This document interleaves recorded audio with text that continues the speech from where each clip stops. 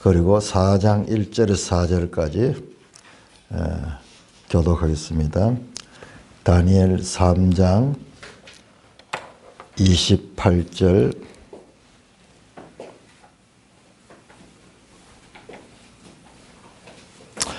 다니엘 3장 28절입니다. 느부갓네살이 말하여 이르되 사드락과 메삭과 아벳느고의 하나님을 찬송할지로다.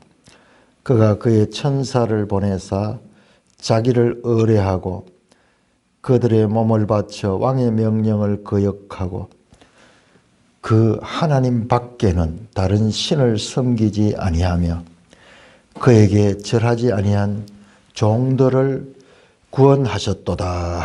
그러므로 내가 이제 군사를 내리니 각 백성과 각 나라와 각 언어를 말하는 자가 모두 사드락과 메삭과 아벳느고의 하나님께 경배히 말하거든 그 몸을 쪼개고 그 집을 벌금으로 삼을지니 이는 이같이 사람을 구원하려 다른 신이 없으리라 하더라.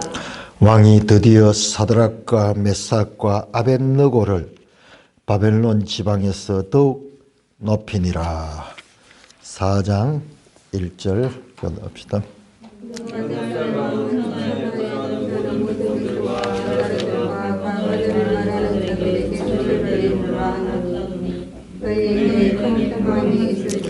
지극히 높으신 하나님이 내게 행하신 이적과 놀라운 일을 내가 알게 하기를 즐겨하노라.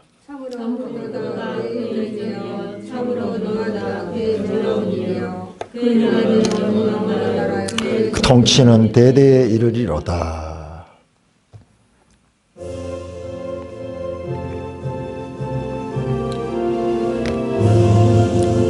주님 우리의 마음을 여시어 말씀을 깨닫게 하옵소서. 아멘.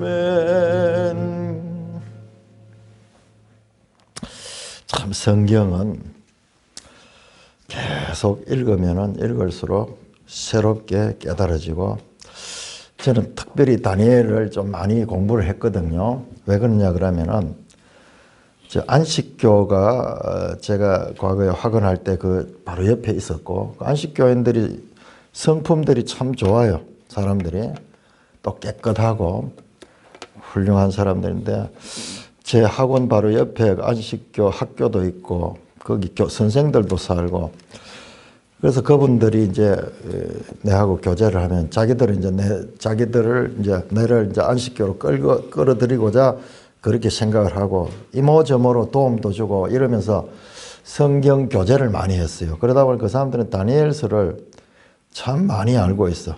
다니엘서를 많이 알고 있어. 그래서 주로 다니엘서하고 계시록을 가지고 말씀하는데, 그 때문이라도 다니엘서를 더 공부를 했고, 그 다음에 그들 강의도 많이 들어봤고 그렇습니다. 정작 그런데 우리가 교회에서 다니엘서를 배워본 적이 없어요. 지난번도 말씀드렸지만 6장까지는 이게 이야기식이거든요. 7장부터 이제 예언이 나오는데, 여기가 아주 중요한데 보통 목사님들이 거기를 다루지 않아요. 그러니까 주로 이단들은 그런 부분을 많이 다뤄요. 신천지도 계시록을 많이 하고, 이단들은 오히려 그런 부분들, 보통 교회가 잘 다루지 못하는 부분들을 많이 다루기도 하고 그렇습니다. 우리가 방금 읽었던 이 말씀, 이게 누구의 이야기냐 그러면은 당시 세계의 최고 큰 나라고 세계를 지배하는 그 나라의 왕, 그야말로 왕중왕이죠. 온 세상의 제국의 왕인 바벨론의 느부갓네살 왕이 하는 고백이에요. 하나님을 찬송하고, 그리고 그 유대인들이 믿는 그 하나님을 경홀히 경솔하게 그 하나님을 말한 거라 그렇게 하거든. 3장 29절에서 3장 29절 그러므로 내가 이제 조서를 내리노니 각 백성과 각 나라와 각 언어를 말하는 자가 이게요. 여기가 이제 전 세계가 여기 포함되어 있어요. 각 백성, 각 나라. 지금 바벨론은 세계를 지배하기 때문에 많은 나라에서 유대만 포로를 데려온 게 아니에요. 우리는 유대 중심으로 성경이 기록되기 때문에 그렇게 착각하기 쉬운데 그렇지 않습니다.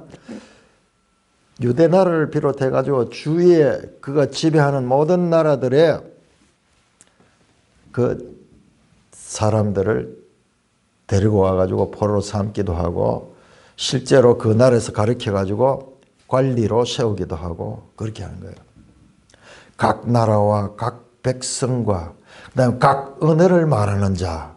이게 세계를 다 이야기하는 거예요. 세상 모든 민족을 이야기하는 거예요.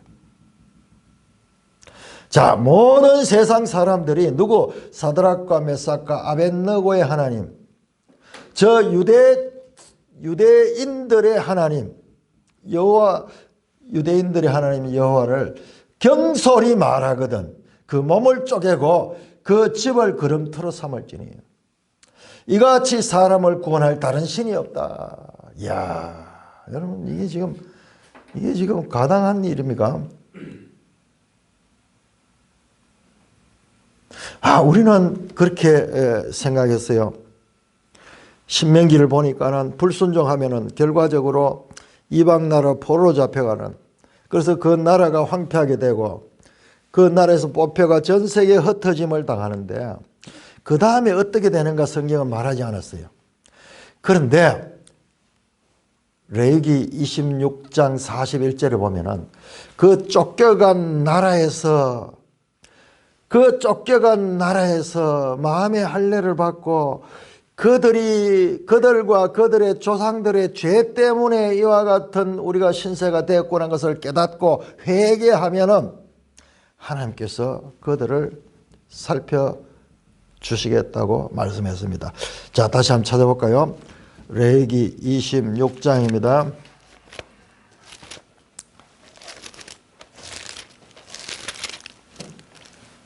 레위기 26장 40절부터 그들이 나를 그 썰은 잘못으로 자기의 죄악과 그들의 조상의 죄악을 자복하고 또 그들이 내게 대항함으로 나도 그들을 대항하여 내가 그들의 원수들의 땅으로 끌어갔음을 깨닫고 그 할례 받지 아니한 그들의 마음이 낮아져서 그들의 죄악의 형벌을 기쁘게 받으면 내가 야곱과 맺은 언약과 이삭과 맺은 언약과 아브라함과 맺은 내 언약, 내가 그들의 조상과 맺은 그 언약을 기억하고 그 땅을 기억하리라. 그래서 44절 그런즉 그들이 그들의 원수들의 땅에 있을 때 내가 그들을 버리지 아니하면 미워하지 아니하면 아주 멸하지 아니하고 그들과 맺은 내 언약을 폐하지 아니하리라. 나는 여호와 그들의 하나님이 됨이라. 내가 그들의 하나님이 되게 하여 민족들이 보는 앞에서 애굽 땅으로부터 그들을 인도해낸 그들의 조상과의 언약을 그들을 위하여 기억하라. 나는 여호와니라. 나는 여호와니라. 말은 하나님 도장 찍는 거예요. 나는 반드시 이 말한 걸 지킨다. 이렇게 약속했잖아요. 그런데 실제로 지금 포로가 왔는데 와서 보니까는 그 포로 국 안에서 오히려 그 포로로 왔던 청년들에 의해서 그 바벨론에 그들을 포로로 삼았던 제국의 왕이 하나님을 알게 되고 그 하나님을 경배할 뿐만 아니라 그 하나님을 옹호하잖아요. 온 세상 나라가 조금이라도 그 하나님에 대해서 경솔히 말하면 그 몸을 쪼개고 그 집을 걸음터로 막을 거다. 이같이 사람을 구원할 다른 신이 없다.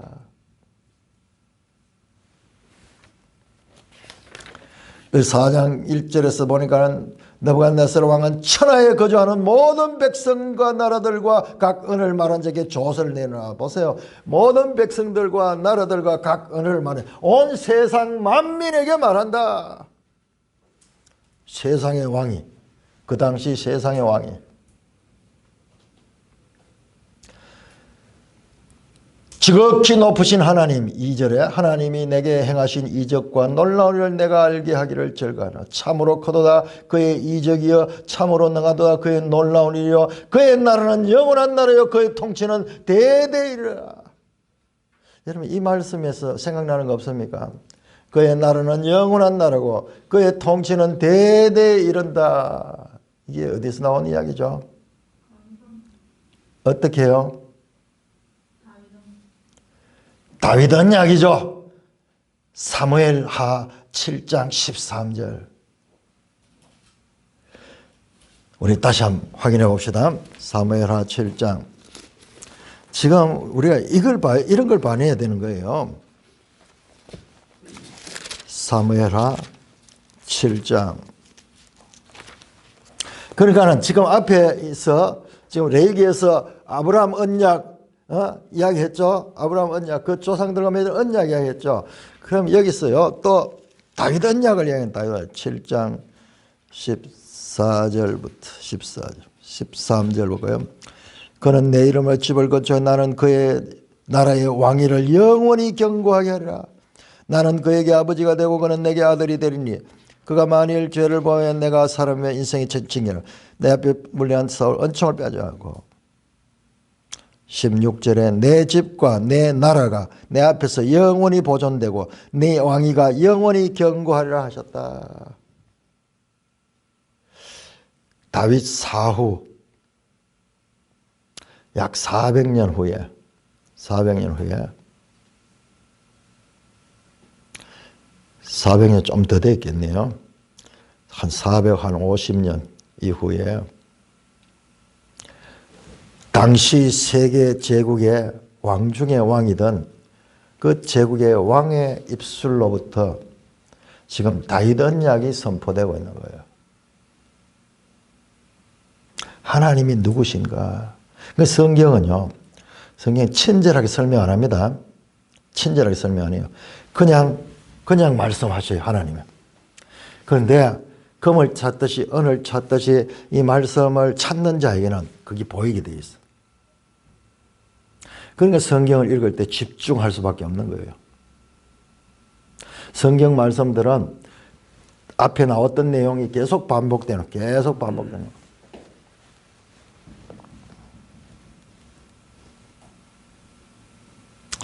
자, 이런 일이 일어났어요. 포로로 잡혀가면은 절망인 줄 아는데 포로지에서 하나님의 이름을 드러내고 하나님의 영광을 드러내는 일들이 일어나고 있다는 거야. 우리가 섬기는 하나님이 바로 이와 같은 하나님이에요. 그런데 우리도 개인적으로 살아보면은 이 원리가 우리 개인에게도 적용이 돼요. 우리 인생에 가장 힘들 때, 가장 어려울 때, 딴 사람이 봤을 땐 가장 불행하고 가장 저주받은 시기, 왜 저런 일이 일어났는가 이랬던 시기에 우리가 우주 만물의 창조주시고 세계의 역사를 주관하시는 그 하나님과 가장 가까이 만날 수 있어. 가장 가까이. 신비입니다. 우리가 섬기는 하나님이요, 우리 성경 전체를 봐야 됩니다. 우리가 지금까지 사무엘서라든지 열왕기라든지 이런 역사서 그리고 모세오경 이것 중심으로 보면은 그 이야기는 뭐냐 하면 하나님이 세계 모든 민족 가운데서 한 민족을 택해 가지고 하나님의 나라를 세워가는 이야기야. 그런데 그 가운데서 항상 하나님의 관심은 온 세상 모든 민족이야. 이스라엘 택하신 것도 온 세상 민족을 구원하기 위한 도구로 택한 거지 이스라엘이 목적이 아니에요. 지난번에 우리 유 집사님이 아주 참 귀한 질문을 하셨는데, 공부를 하시니까는 이렇게 잘 들으시고 기록하고 이러니까는 이제 그런 질문을 할 수 있는데요. 왜 지난번에 그 다니엘 2장에 보니까는 머리는 바벨론이고 가슴은 메데바사고 그러면서 왜 아수르가 나오지 않느냐. 그 질문은 아주 예리한 질문이거든요. 왜냐 그러면은 사실상 세계 역사에서요, 최초의 제국다운 제국을 만든 나라는요, 아수르예요. 바벨론보다도 앞선 나라, 아수르예요. 근데 그때 내가 뭐라고 대답했는지 아십니까?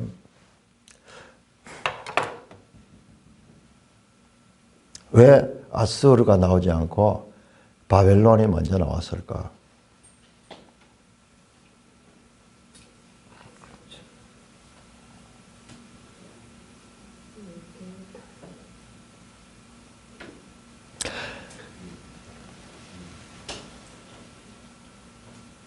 지금 다윗의 그 가문에 지금 그 앞에서는 다윗이 없었잖아요. 예.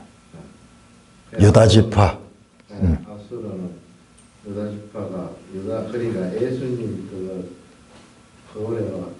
그러니까 유다 지파 쪽으로 다윗 그 족보로 이제 어떻게 그 앞에는 다윗이 그러니까 북이스라엘이 망해보고 그렇죠.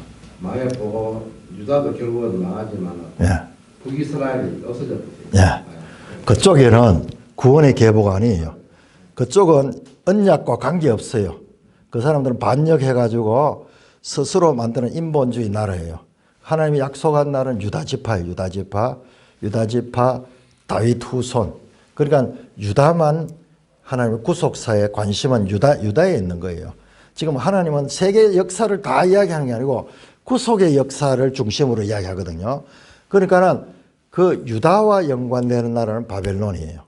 그러나 아수르는 유다보다는 조금 더 바벨론보다 한 100년 먼저 세계를 지배했어요. 700년대.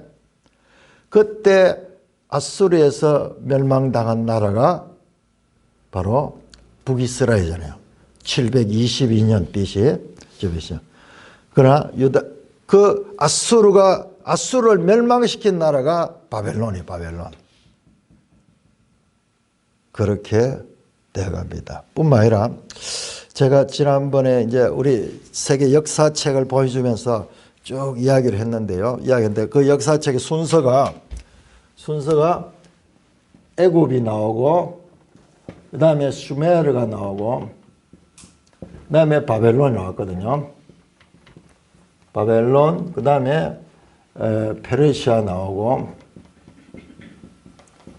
그 다음에 그리스, 그 다음에 로마, 이런 식으로 나왔는데, 자, 요 앞에 수메르 가는 게 요게 뭐냐 그러면은, 자, 우리 지도책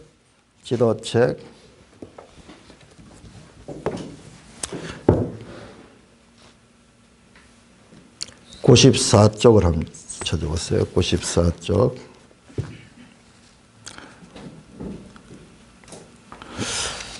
자, 여러분들 지금 우리가 지금 다니엘서를 읽는데요. 여러분 믿어집니까?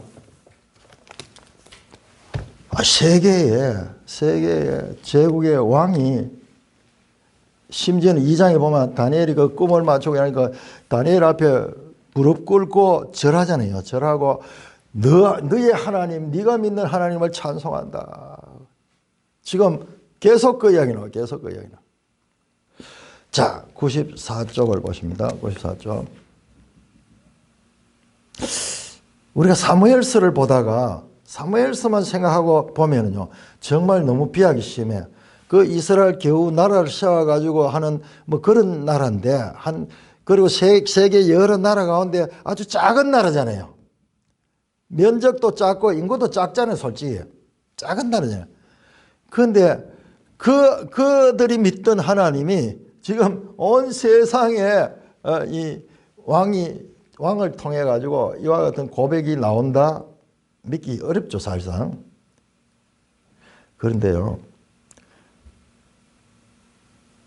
성경 전체로 보면 그게 전혀 이상한 게 아니에요. 하나님 원래 그러신 분이에요. 원래 그러신 분이에요. 자, 한번 보세요. 94쪽 세계 고대 여러 민족 나오죠. 여러분 역사책을 저는 이것 때문에 역사를 많이 공부를 했거든요. 역사를 세계 역사를 몇 백만 년 전에부터 시작했다. 몇 천만 년 전에부터 시작했다. 뭐 온갖 설들이 다 있어요. 그런데 구체적으로 역사적인 자료가 있고 역사성이 있는 역사는 얼마 되지 않았어요. BC 3000년경, 4000년경. 4000년까지도 안 가요. 3000년경이에요. 3000년경. 어디에서 출발했다고? 어디에서? 바로 메소포타미아와 나일강을 끼고 문명이 출발했어요. 그래서 인류의 세상에서는 성경은 전혀 믿지 않고요. 세상 사람들이 인류 문명의 발상지, 4대 문명의 발상지라는데 전부 강을 끼고 있어. 우리 성경에 나오는 메소포타미아 문명, 그 다음에 나일강 문명, 이집트죠. 그 다음에 인도 문명. 그 인도에도 큰 강을 끼고 있고, 그 다음에 중국의 황하 문명. 그 강을 끼고 인류가 문명이 시작했다는 것은 세상 사람들 다 그렇게 가르치고 그렇게 인정합니다. 그런데 왜 성경에는 인도가 안 나오고 중국이 왜 안 나올까요? 우리 한국도 왜 안 나오고 일본도 안 나오고 왜 그런 나라들은 안 나올까요?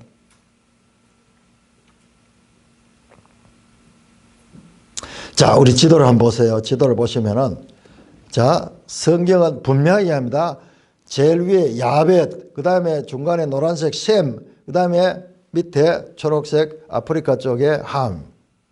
인류는 이와 같이 노아의 세 아들로부터 시작이 됐다. 그래서 셈족이 있고, 그 다음에 함족은 아프리카 저쪽이고, 그 다음에 야벳 쪽 속은 유럽 저쪽이에요. 유럽 저쪽. 그러면은, 우리는 뭐냐? 중국이나 우리나 일본은 뭐냐? 여기에서 문명이 시작했고요. 여기서 이동했는 거예요. 이동해서 우리는 끝까지 왔는데 인종학적으로 이 언어학적으로 우리를 우랄 알타이어족이라고 하고, 그건 뭐냐? 무슨 말이냐 하면 우리가 여기에서 이 문명의 메소포타미아 여기서 계속 이동해 왔다는 그 이동 경로를 따라 가지고 이 언어가 변했거든요. 그래서 우랄 알타이어족이요. 우리를 많은 경우 우리를 셈족으로 셈족.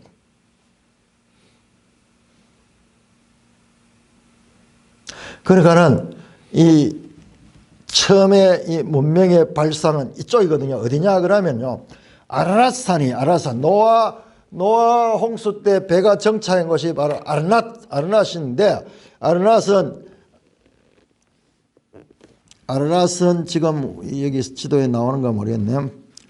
지도에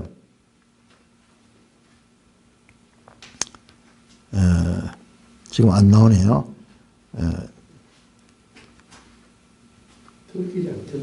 터키 쪽에 그쪽에 그렇죠.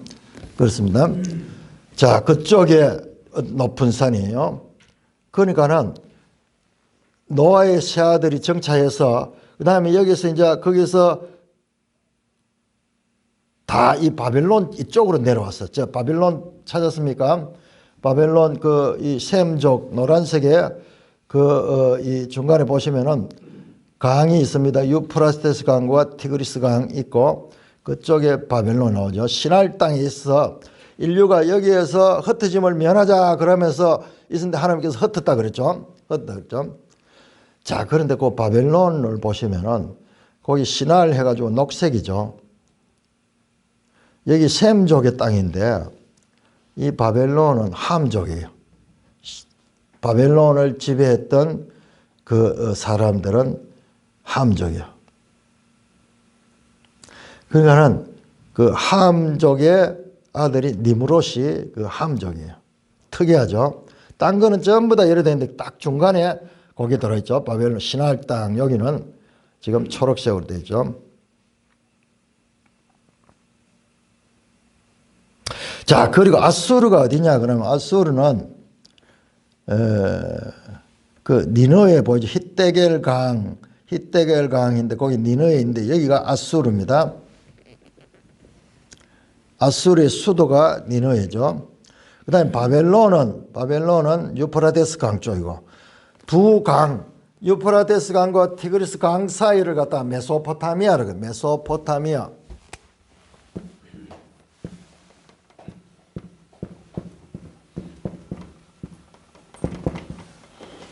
메소포타미아는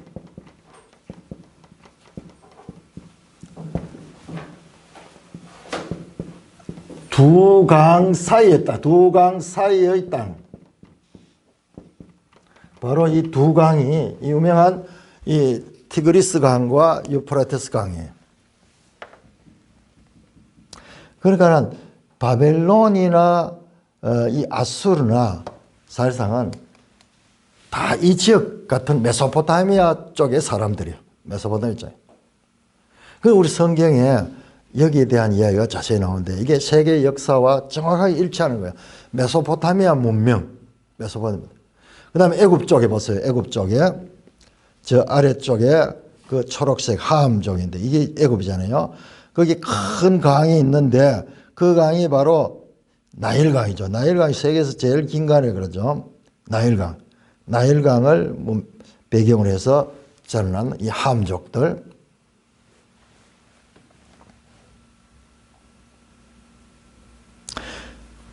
그래서 이 슈메르 이 역사가 얼마나 기냐 그러면 이 역사가 1000년, 2000년 됩니다. 그런데 별로 많은 자료가 많이 없어. 그래서 간략하게 시간적으로는 아주 이게 오랜 시간이에요. 한 2000여 년의 기간이 있습니다. 그 여기에 나오는 바벨론은 여기에서 나오는 바벨론 이 바벨론은 한 70년밖에 안 돼요. 제국이. 이때 한 250년인가 뭐 이렇게 되고. 그러니까 이 제국을 이룬 역사는 아주 짧습니다. 그러나 그전에는 좀 이렇게 부족 중심으로 이런 식으로 큰 나라 중심이 아니고 작은 부족들이 많이 군웅활거하던 그런 시대였어. 비로소 이제 국가가 형성이 되고 이러면서 나온 것은요. BC 한 700년경 이때부터 그렇게 문명이 형성이 되고 나라들이 그런 식으로 결집이 되기 시작했는 거예요. 그 이전에는 시족들, 부족들 이렇게 아주 우리나라도 역사가 그렇잖아요. 보면 여러 이 작은 부족들이 막 이렇게 살고 있었던 거예요. 그래서 세계 제국이 처음으로 이렇게 나타나는 것은 바로 BC 한 700년경 그때부터고 그렇게 해서 역사가 나오는데 자 우리는요 세상 역사가들은 성경의 이런 이론을 믿지 않습니다. 자기들 나름대로 좀 진화론에 기초해가지고 일하죠. 그렇지만 자세히 보시면요 역사 시대에 나오는 이야기는 성경하고 딱 일치가 돼요. 딱 일치. 지명들도 정확하게 일치가 됩니다. 그러니까 우리가 성경을 알면은 너무 놀라운 거예요. 자, 창세기 10장 한번 볼까요? 10장. 70민족이네요. 70민족.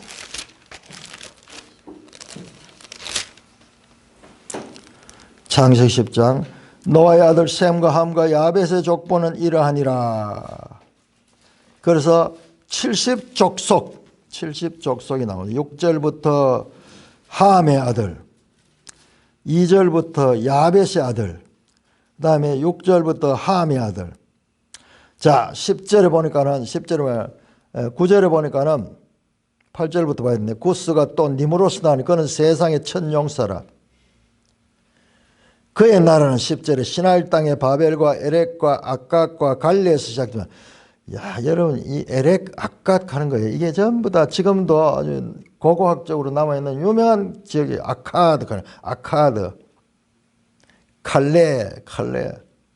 그 다음에 보시면은 11절에 보면은 그가 그 땅에서 아수르 나가 니느웨와 느보딜과 갈라 및 니느웨와 갈라 레센을 건설했다. 이 니무롯이라는 인간은요, 이 족보의 이 처음부터 시작해가지고 여러 나라를 그가 지배했던 인물이에요. 특이한 인물이에요. 특이한 인물. 그래서 그를 첫 용사라 그랬지. 이 8절에 보니까는 그 세상의 첫 용사라 그랬는데, 지난번 개혁성경은 세상의 처음 영걸이다. 영웅호걸이다. 영웅이라고 해요. 그런데 원래 자기 땅은 이 바벨 여기에 있는데 그가 땅을 확장해 갔어요. 확장해 갔어. 그래가지고 여러 나라를 자기가 통치를 했는 거예요. 그런데 22절 한번 22절. 셈의 아들은 엘람과 아수르와 아르박삭과 룻과 아람이요.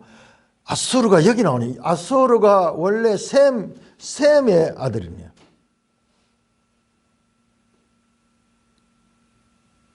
그런데 이 아수르가 왜 저기 나오느냐? 바로 그 니므롯이 아수르를 정복해버렸어.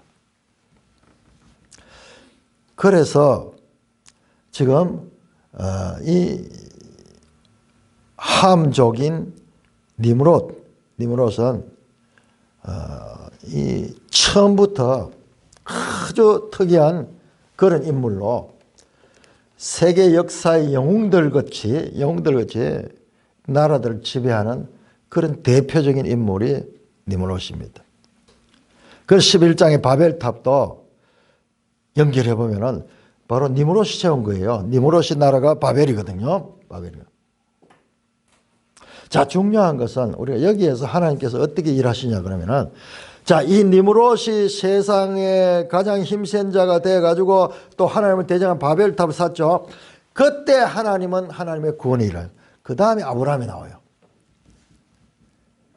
11장 27절부터 데라의 족보는, 그럼 데라는 아브라함과 나홀과 하란을 낳고, 12장에 가면은 여호와께서 아브라함에게 이르시되 먼저 세상 나라에 이와 같은 적그리스도적인 이런 인물들이 등장하고 그 다음에 그 가운데서 하나님은 하나님의 백성을 일으켜 세우는 그런 역사를 또한 우리가 볼 수도 있습니다. 그래서 성경은 처음부터 전 세계의 역사를 다루는 책이지. 그리고 마지막도 마찬가지. 마지막도. 그러니까 신약에 오면은 예수님께서 땅끝까지 정인이 되라. 온 세상 다 너희가 권능을 받고 성령이 너희에게 임하시면 너희 권능을 받고 예루살렘과 온 유다와 사마리아와 땅끝까지, 온 세상 끝까지. 그래서 오늘 우리도 정말 우리가 땅끝이거든요. 우리가 이 극동이거든. 동쪽 제일 끝이야. 이 끝까지 복음이 전해지고 우리가 지금 여기 예수를 믿거든요. 그래서 성경은 처음부터 온 세상이 하나님의 통치의 대상이고 구원의 대상이었던 것을. 자, 질문 하나 하겠습니다. 성경에 나오는 인물 가운데서 이방인으로서 가장 성경에서 많이 언급되는, 그리고 그에 대한 기사가 많이 나오는 사람이 누구일까요? 성경에서 가장 많이 나오는 이방인. 생각 잘 안 해봤죠? 나도 이번에 알게 돼서. 성경에서 가장 많이 나오는 이방인.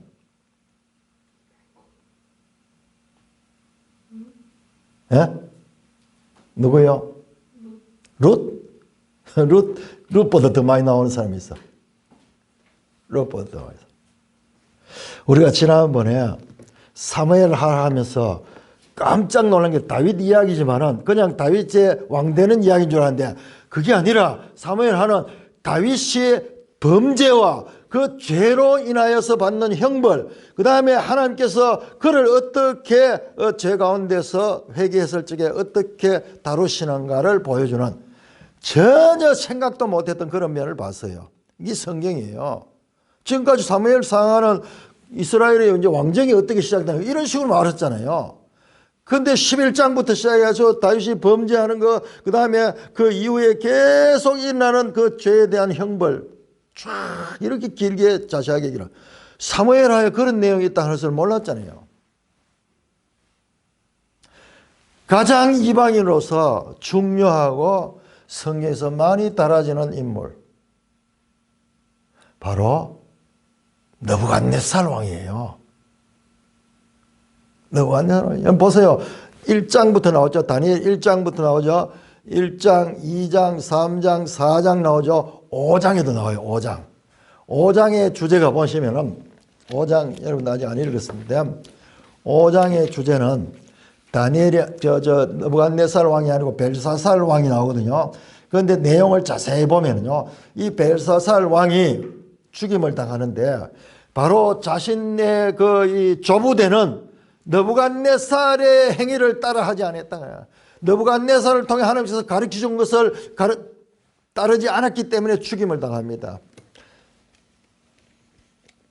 그리고 그 5장에서도 느부갓네살 이야기 나옵니다. 자, 5장 한번 펴보세요. 다니엘 5장. 다니엘 5장 11절. 왕의 나라에 거룩한 신들의 영이 있는 사람이 있으니 곧 왕의 부친 때에 있던 자로서 명철과 총명과 지혜가 신들의 지혜와 같은 자니이다. 왕의 부친 느부갓네살 왕이 그를 세워 박수와 술객과 갈대와 술사와 점쟁이 어른을 삼았습니다. 그 다음에 22절 보세요. 22절. 벨사살이여 왕은 그의 아들이 되어서 이것을 다 알고도 아직 마음을 낮추지 않고 도리어 자신 하늘에 주어야 된다. 그 아버지 때 보여준 그 하나님에 대한, 오늘도 봤잖아요. 벨사살이 이스라엘의 하나님을 찬송하고 이스라엘 하나님을 옹호하고 이스라엘 하나님만이 모든 신 중에 신이라고 그렇게 고백했잖아요. 그 길을 따라가지 않은 것. 그 5장도 보면 느부갓네살 이야기의 연속이에요. 그렇게 보면은 1장부터 5장까지가 전부 느부갓네살 이야기입니다. 느부갓네살과 연관된 이야기예요.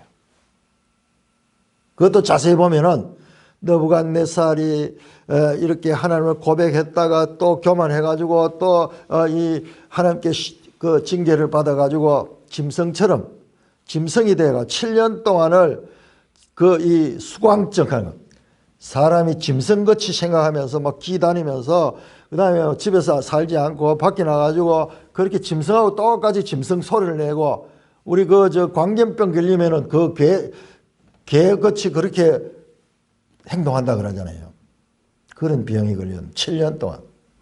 그렇다 다시 정신이 돌아오죠. 느부갓네살에 대해서 직접 이야기를 하고, 그리고 느부갓네살은요 얼마나 중요한 인물인지 몰라요. 자, 우리 에레미야 한번 찾아볼까요? 깜짝 놀랄 이야기 나옵니다. 에레미야 27장. 우리는 선입견을 가지고 야, 바벨론 왕이니까는 무조건 나쁜 놈이다, 나쁜 놈이다 이렇게 생각했는데 아니에요. 아니에요. 하나님이 그를 어떻게 다루시는가.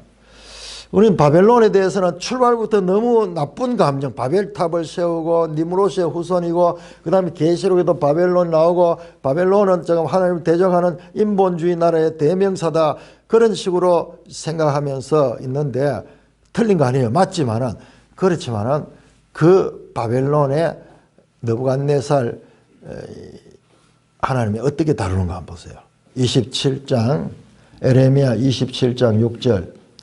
이제 내가 이 모든 땅을 내 종 바벨론 왕 느부갓네살에 전해주고 들짐승들을 그에게 주어서 섬기게 하였다. 하나님이 에레미야 선지자한테요. 에레미야는 지금 여기 유다 땅에 있습니다. 유다 땅에 있는데 하나님께서 지금 바벨론 왕 느부갓네살에게 이 모든 나라를 주겠다고 그렇게 말씀합니다. 그래서 놀랍게도 에레미야 선지자의 가르침은 바벨론에서부터 도망가라가 아니고 바벨론에서 정착해야 거기 살아라요. 거기 살아라. 우리가 포로 당한 것은 짧은 시간이 아니고 몇 대가 걸릴 때니까는 거기에서 마음 먹고 거기에서 살도록 해라. 때가 되면 하나님께서 포로로 돌려보내줄 것이다. 포로에서 해방시켜 줄 것이다. 그러나 그 이전에는 이게 하나님의 뜻인 줄 알고 바벨론에서 그냥 그 안에서 순종하고 살아라.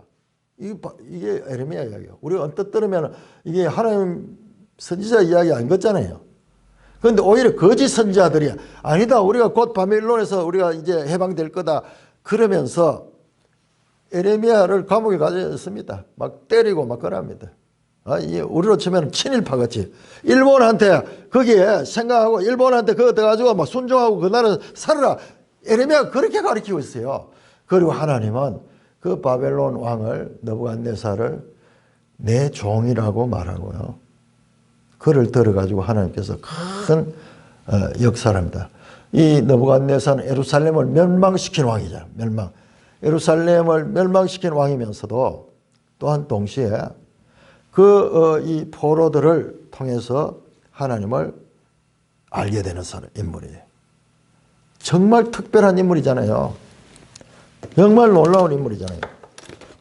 그래서 저도 지금까지는 느부갓네살을 그렇게 중요하게 하는데 성경에서 이방인 가운데서 가장 많이 나오고 그 다음에 그냥 나와가지고 하나님을 대적하는 인물이 아니에요. 물론 이제 교만해가지고 징계를 당하고 했지만은 결과적으로는요 하나님을 알게 된 이방인이에요.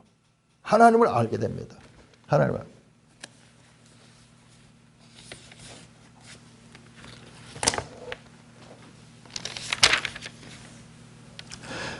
자, 5장 보세요. 5장, 다니엘 5장. 하나님이 느부갓네살을 어떻게 사용했는가? 5장 21절 보시면은 21절. 사람 중에 쫓겨나서 그의 마음이 들짐승의 마음 같았고 들나귀와 함께 살며 소처럼 풀을 먹으며 그의 몸이 하늘 이슬 젖었다. 느부갓네살이 앞에서 4장에서 그렇게 되거든요.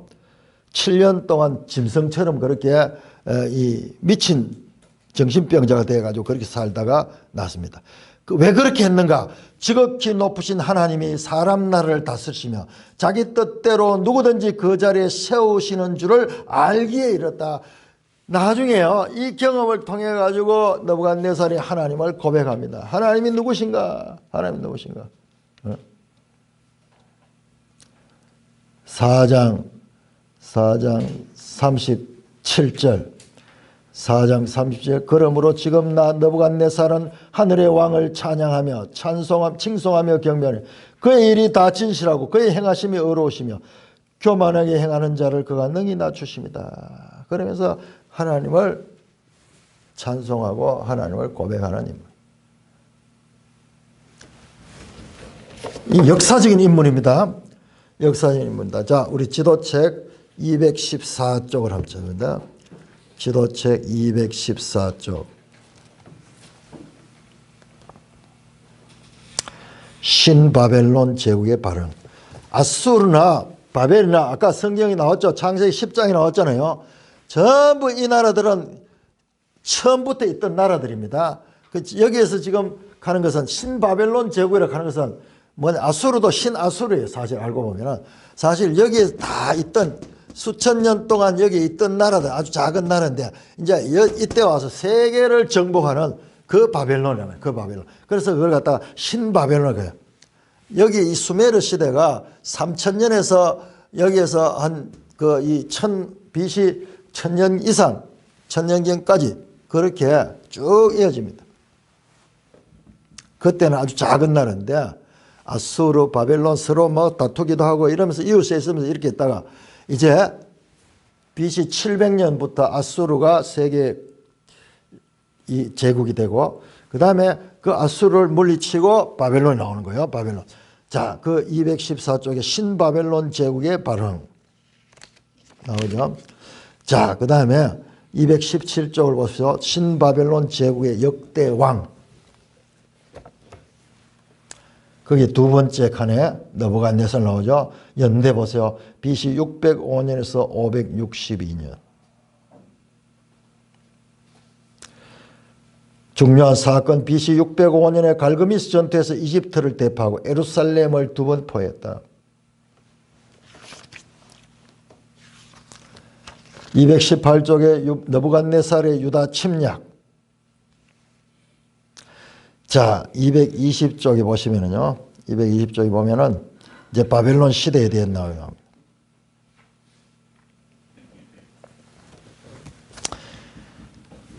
바벨론은 먼 옛날 유프라테스 강변에 세워진 도시는 오늘날 바그다드 남쪽으로 약 80km 지점이 있다. 오늘날 이라크. 바빌론 혹은 바벨이라고 다른 이름이 모두 동일하게 히브리어를 음력한 이름. 바벨론 초기 수메르의 도시국가 시대부터 있었다. 바로 이 수메르 도시국가 이때 있습니다. 아수르도 그렇고 전부 이 수메르 도시국가 여기에 있습니다. 그러다가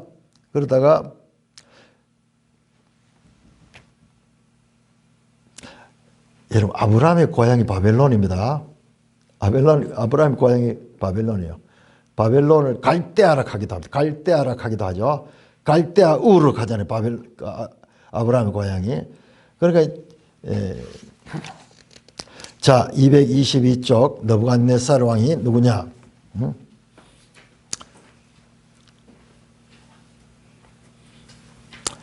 길게 나옵니다. 중간 부분에 보시면은 BC 604년과 603년 바벨론 왕 느부갓네살 2세는 팔레스타인 해안을 따라 전쟁을 벌였다.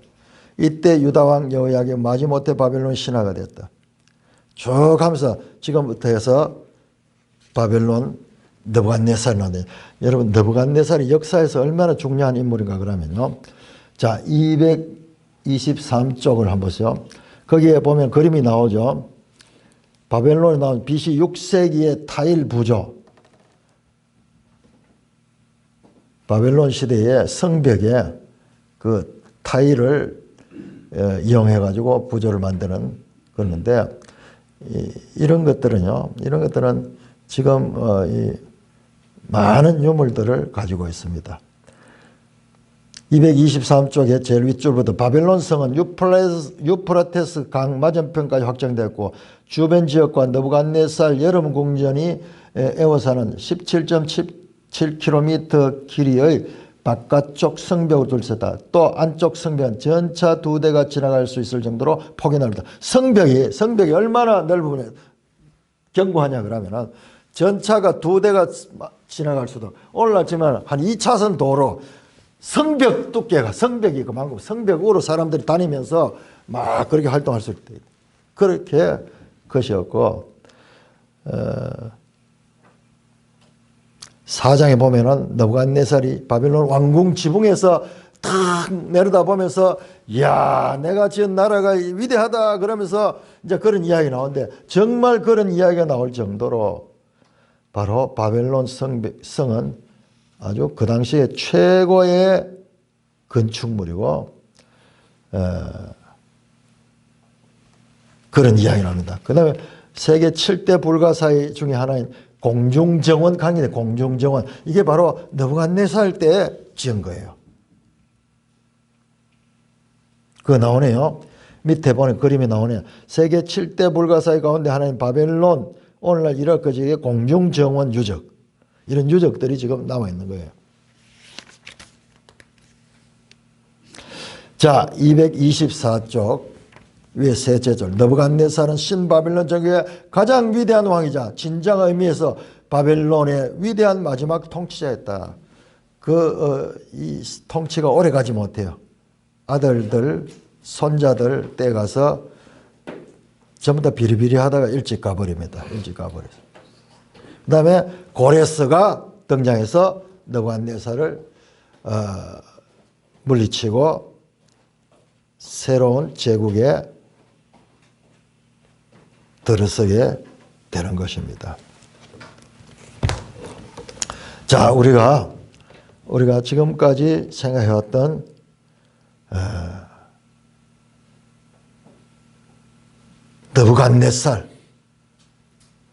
느부갓네살이 얼마나 많은 고백을 한지 몰라요.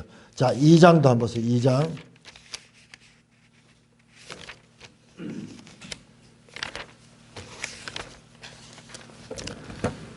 2장 46절. 이에 느부갓네살 왕이 엎드려 다니엘에게 절하고 명하여 예물과 향품을 그에게 주게 하니 왕이 대답하여 다니엘에게 이르되 너희 하나님은 참으로 모든 신들의 신이시요 모든 왕의 주제시로다. 네가 능히 이 은밀한 것을 나타내었으니 내 하나님은 또 은밀한 것을 나타내시라. 네 하나님은 모든 신들 중에 신이시요 모든 왕의 주제시다.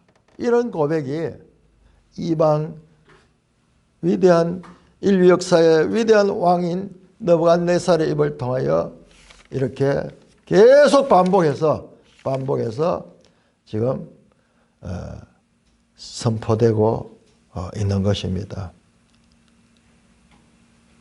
우리는 고레스 왕을 성경에서 고레스는 아주 신비로운 인물이거든요. 이사야에 보면 고레스에 대한 예언이 나오거든요. 그런데 그 길이와 비교하면요, 이 느부갓네살은 비교 불가해요. 고레스 한 20절 정도 될란가 모르겠는데 여기는 무려 5장에 걸쳐가 다루고 있고, 그냥 다룰 뿐만 아니라 그가 하나님을 찬송하고 하나님을 옹호하고 그 하나님 앞에 영광을 돌리는 그런 이방 왕으로서 등장하고 있다. 이 세상 사람들이 이런 이야기하면 믿을 수 없어요. 이거 믿을 수 있을까요? 하나님이 누구신가? 자, 우리가 믿는 하나님 누구냐? 이스라엘의 신이 아니에요. 온 세상 만물에 창조하시고 세상의 왕들을 세우고 패하기도 하시는 세상의 경영자시며,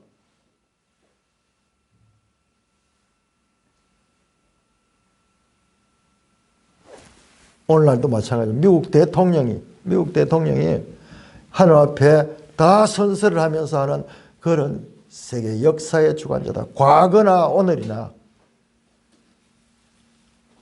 그리고 하나님 이 세상 모든 나라들의 관심을 가지고 계시고 이스라엘을 통해서 하나님의 나라의 하나님 모델을 세우신 것이고, 궁극적으로 하나님은 온 세상의 통치자로서 자신을 드러내시고, 그리고 재림하시면 온전히 온 세상을 새롭게 하실 것입니다. 창세기 10장에 온 세상 나라가 시작했듯이 끝날에도 온 세상 나라 가운데서 구원받는 백성을 통하여서 영원한 나라를 이루게 되실 것입니다. 우리 다니엘서를 통해 가지고 하나님이 누구신가, 지금까지 가지고 있던 그 하나님의, 이스라엘의 하나님으로서 그 좁은 하나님이 아니라 전체 하나님을 보게 되고, 그 하나님은 바벨론의 왕의 입술을 통하여서, 그 다음에 보면은 그 바벨론을 물리치고 왕이 되는 페르시아의 왕이었던 그 고레스를 사용해서 하나님은 하나님의 뜻을 이루시는 분이다. 그러면 다니엘서의 주제 가운데서요, 자꾸 예언 같은 데 너무 집중해가지고 막 숫자 살리고 이제 7장부터 나오거든요. 거기에 너무 집중하다가 이 큰 주제, 누가 왕이신가? 세상 모든 나라를 세우시고 패하시는 분은 바로 여호와 하나님이시다. 이 주제를 우리가 소홀하게 보는 경우가 많이 있어요.